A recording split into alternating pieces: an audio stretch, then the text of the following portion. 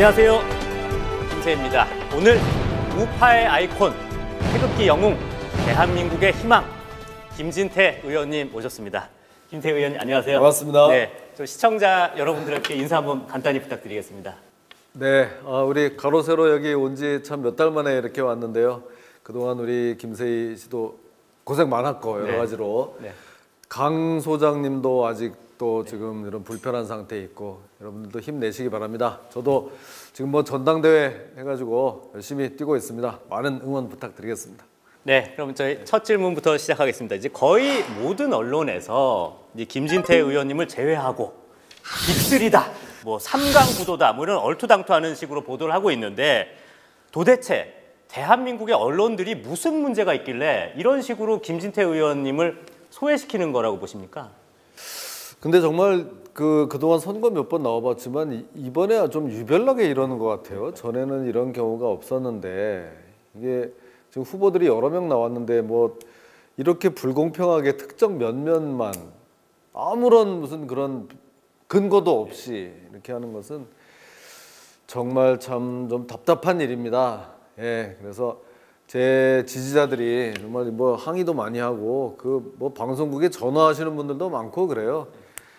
근데 또 뭐 그렇다고 왜 난 또 왜 안 비춰주냐고 제가 나서서 뭐 그건 뭐 싸우겠어요? 어떻게 하겠어요? 그러니까 정말 뭐 그냥 묵묵히 제 갈 길만 가는데 아무리 이렇게 좀 편파적으로 하려고 해도 이거는 이제 한계가 있습니다. 이제 조금 있으면 컷오프가 정해지거든요. 네. 딱 4명으로 지금 좁힙니다. 이제 거기 들어가면은 일단 그다음부터는 또 안 비춰줄 수가 없을 거고 그때는 좀 이제 공평한 이제 대우를 받게 될 거고 그렇더라도 어떤 어려움이 있더라도 결국은 이 지지자들 특히 당원들이 투표를 하는 거니까 마지막 그 순간에 개표함을 열었을 때는 정말 좀 완전히 다를 거다 이렇게 생각합니다. 제가 볼 때는 3강도 아니고 2강 아닙니까? 2강. 네, 2강이 바로 1등은 김진태, 뭐 2등은 뭐 황교안 이렇게 해서 1, 2등이 그렇게 2강으로 얘기가 되는 거 아닌가 좀 생각되는데 일단 무슨 부정확한 여론조사나 그 여론조사조차도 뭐 제대로 지금 된 게 없잖아요. 그걸 가지고 하는 게 아니고 정치는 대중 동원 능력 아니겠습니까? 이 출마 선언 날 때 5천 명의 지지자들이 와서 이렇게 했는데 저 말고는 무슨 5천 명 아니라 500명도 와서 이렇게 출마 선언을 한 사람들은 아마 없을걸요. 맞습니다. 그러면은 그게 벌써 어떤 표심이 드러난 게 아닌가 생각합니다. 자, 이제 마침 지난달 당대표 출마 선언 말씀하셨는데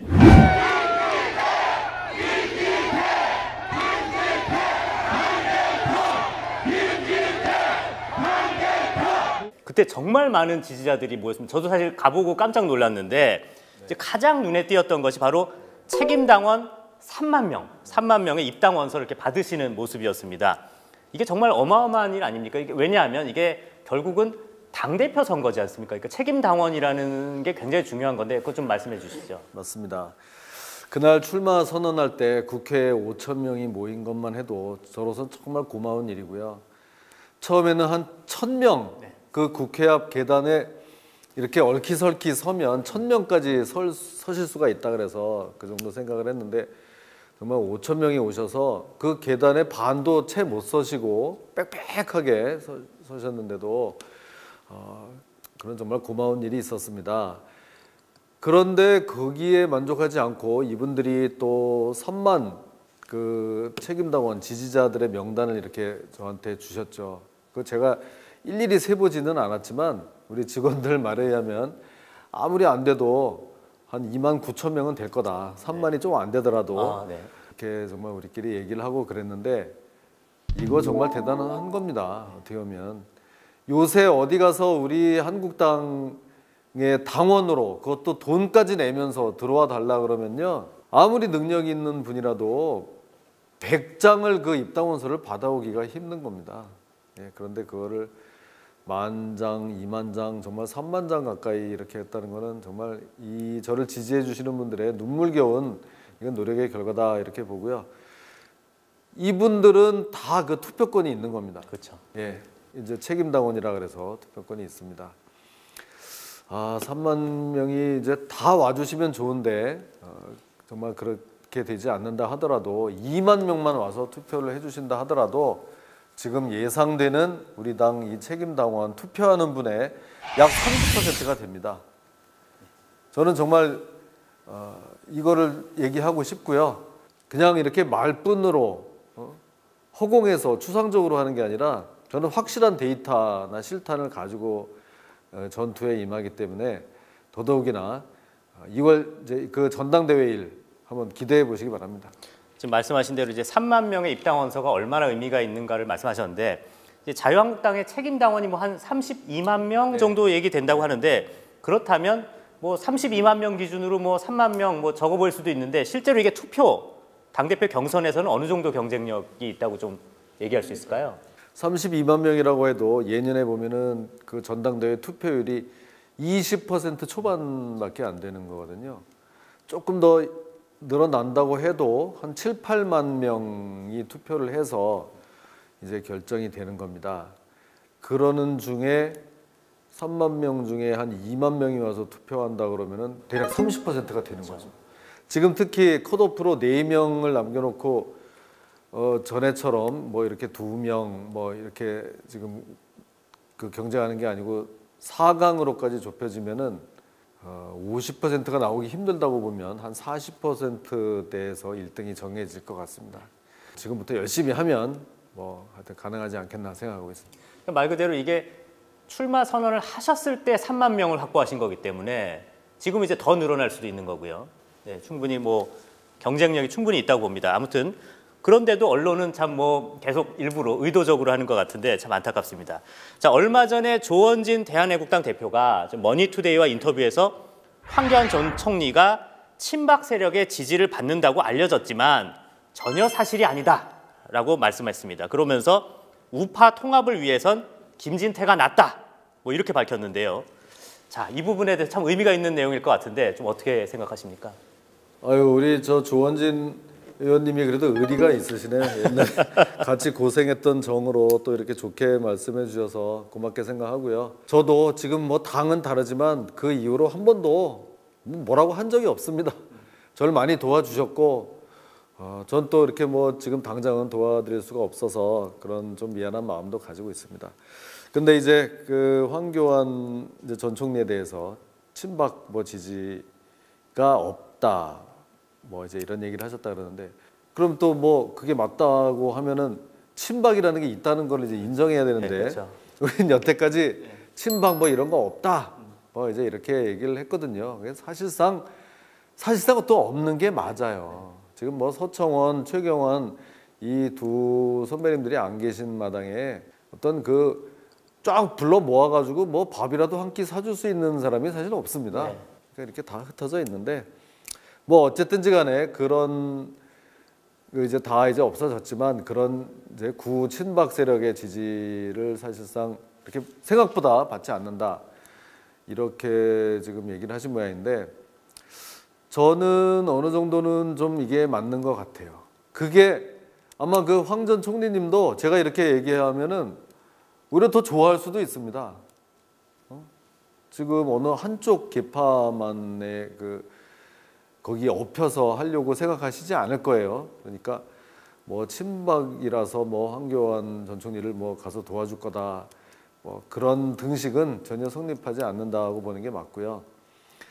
그보다 이제 그 우파 통합을 위해서 정말 누가 더 나을 거냐 이제 이렇게 보는데 생각보다 지금 이런 태극기 시민들이 우리 황 총리님에 대해서 좀 아직 검증이 좀 제대로 되지 않았다 이런 시각을 좀 가지고 계신 거는 좀 맞는 것 같더라고요.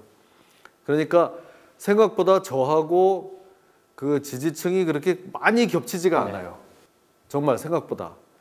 오히려 그 무슨 오세훈이나 홍준표 이런 분들을 지지했던 분들이 황 총리님한테 더 많이 가는 것으로 저는 보여집니다.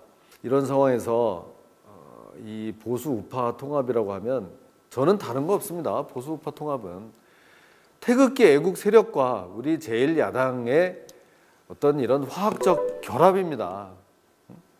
그동안은 완전히 남남처럼 오히려 더 사이가 안 좋았었거든요. 이제 드디어 결합을 해야 되는데 황 총리님이 과연 그런 역할을 해주실지 조금 이제 저도 의문을 달고 있고요.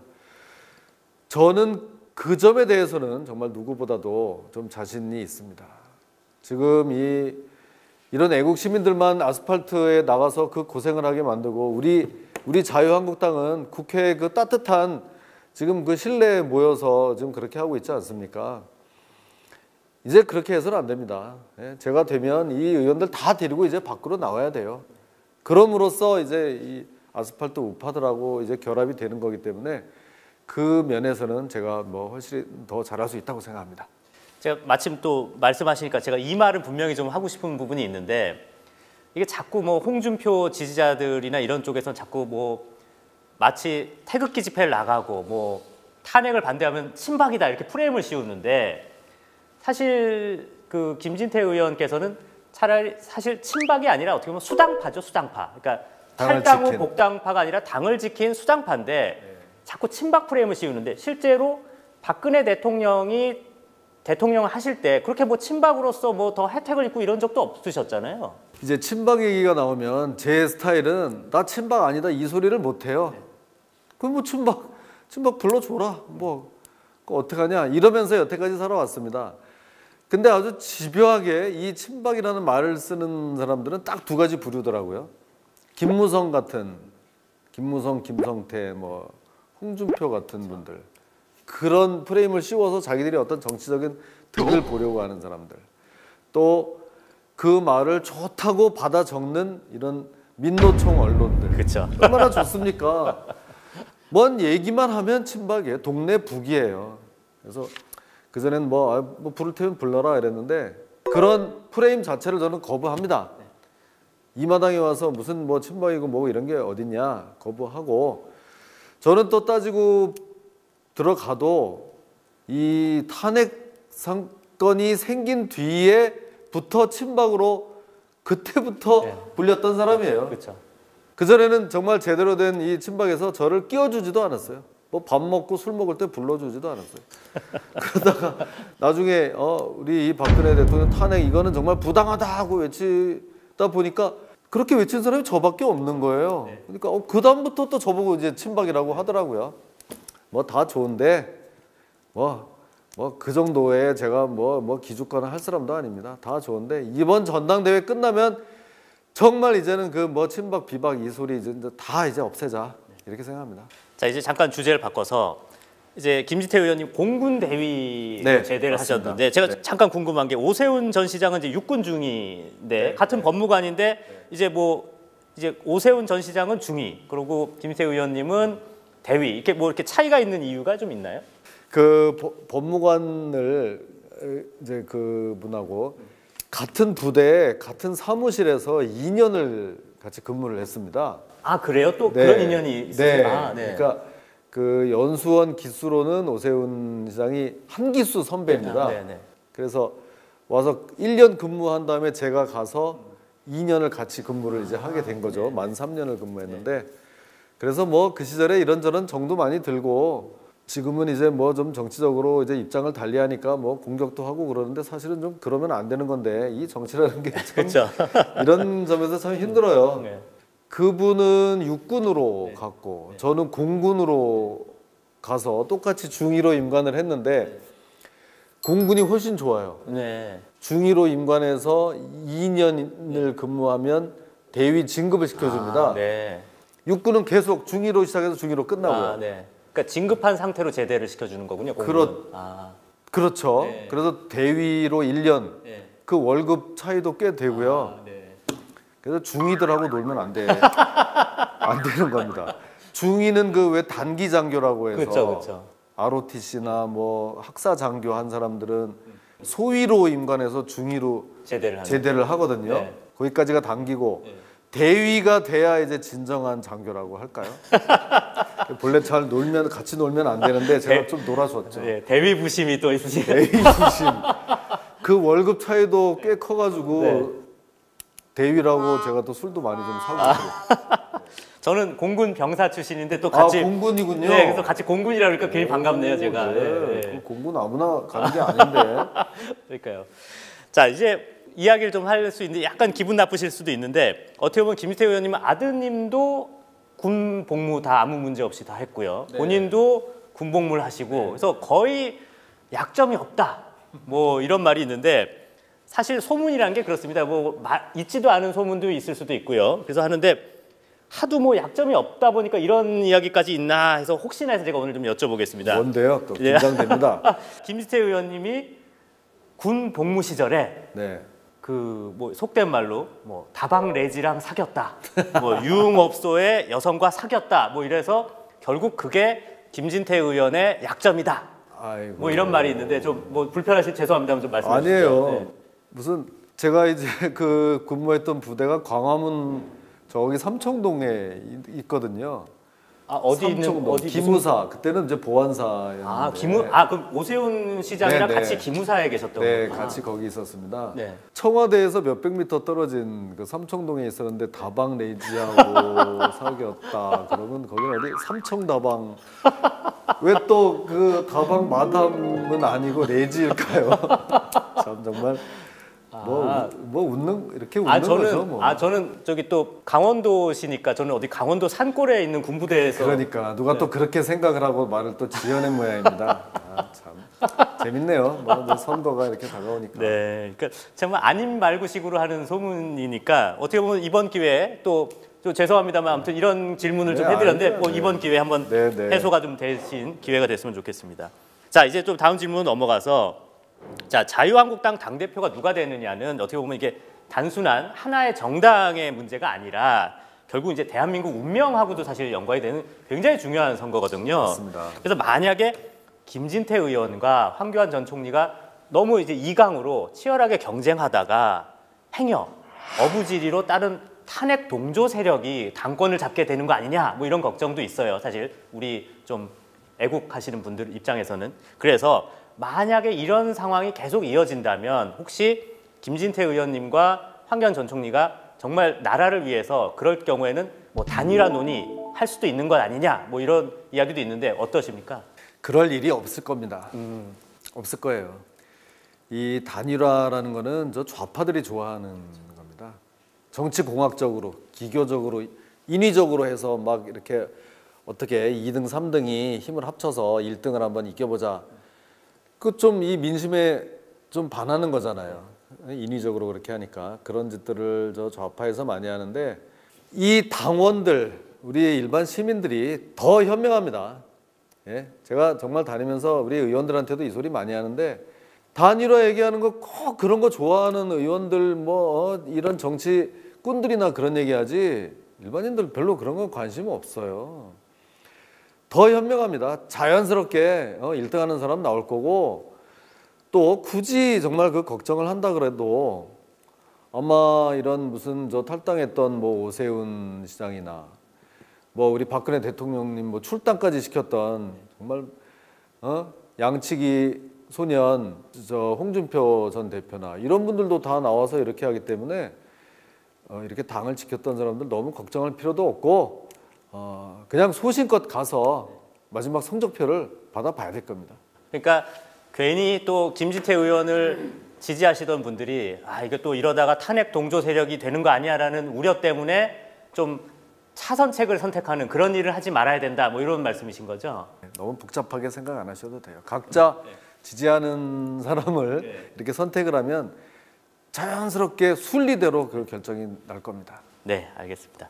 자, 이제 마지막으로 이제 김진태 의원님은 이제 대한민국을 위해서 좀 태극기 집회에도 열심히 참여하시고 그럼 또 그 참여하신 분들로부터도 또 많은 지지를 좀 받고 계십니다. 근데 김진태 의원님이 하는 김진태 의원님을 지지하는 지지층과 황교안 총리님을 지지하는 지지층 어떻게 보면은 좀 겹치지 않는다고 하셨는데 그거에 더해서 김진태 의원님이 어떻게 보면 황교안 총리님보다 어떠한 점이 더 강점이 있다. 좀 우리 시청자분들한테 한 말씀 해주시죠.